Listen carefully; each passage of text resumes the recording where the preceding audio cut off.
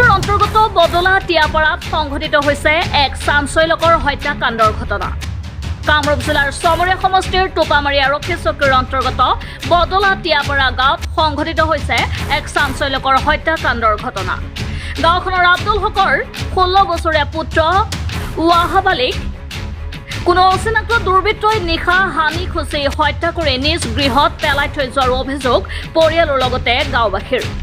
ৰাতিপুৱা হাত ভৰি বন্ধা অৱস্থাত চোতালত উদ্ধাৰ কৰে কিশোৰজনৰ মৃতদেহ। কিশোৰজনৰ শৰীৰৰ কেইবাঠাইত আঘাতৰ চিন স্পষ্ট, যদিও ঘটনাৰ প্ৰকৃত কাৰণ বৰ্তমানলৈকে জানিব পৰা হোৱা নাই। ইতিমধ্যে ঘটনাস্থলীত টোপামাৰী আৰক্ষী উপস্থিত হৈ প্ৰাথমিক তদন্ত আৰম্ভ কৰাৰ লগতে মৃতদেহ মৰণোত্তৰ পৰীক্ষাৰ বাবে প্ৰেৰণ কৰিছে। আৰক্ষীৰ তদন্তৰ জৰিয়তে দোষীক কৰায়ত্ব কৰি দৃষ্টান্তমূলক শাস্তিৰ দাবী জনাইছে স্থানীয় ৰাইজে। এই হত্যাকাণ্ডৰ ঘটনাই সমগ্ৰ অঞ্চলটোতে চাঞ্চল্যৰ সৃষ্টি কৰিছে। এই উত্তৰ ফালে সেই গাঁৱত থাকোঁ, তাৰমানে মোৰ ভাতিজা, মোৰ আত্মীয়, মোৰ ডাঙৰ ভাইৰ ল'ৰা। ভাইটো মৰিছে বহুত আগতে। এতিয়া তাৰমানে ইহঁতে খুজি খোৱা মানুহ, ইহঁতৰ একো নাই, দুটা বুনি আছে আৰু মায়েক আৰু সিয়ে বয়স বৰ বেছি 16 পৰা 17 মান হ'ব। তাৰমানে এই 2-3টা ল'ৰাৰ লগত ঘূৰে, কালিও ঘূৰিছিল।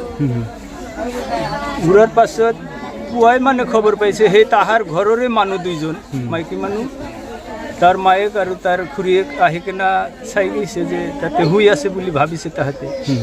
যাই কিনে আৰু এই গাঁৱৰ হাৰেজালি নামৰ এজন মানুহ আছে, তাক মাতি উঠাইছে যে উঠকচোন, তাহাই এই অহাবালি মৰি আছে আৰু আমাৰ গৰু এটা হাৰানি গৈছে।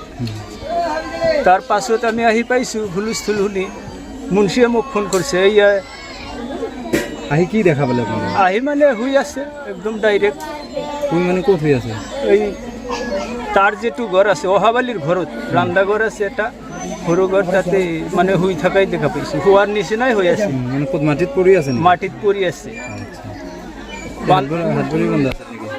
হাত ভৰি বান্ধা দেখা নাই, তাৰমানে গলাত এইখিনিতে এটা দাগ আছে, এতে এটা আঘাত আছে, ক'ৰবাত ক'ৰবাত আছে, তাৰমানে চাইছে আছে। হাত ভৰি বান্ধা আছিল কিন্তু খুলি দেওয়া হৈছে। অলপ 20 মিনিটমান হ'ল আমি আহি তাৰমানে থানাৰ পৰা অচি ছাৰো আহিছে।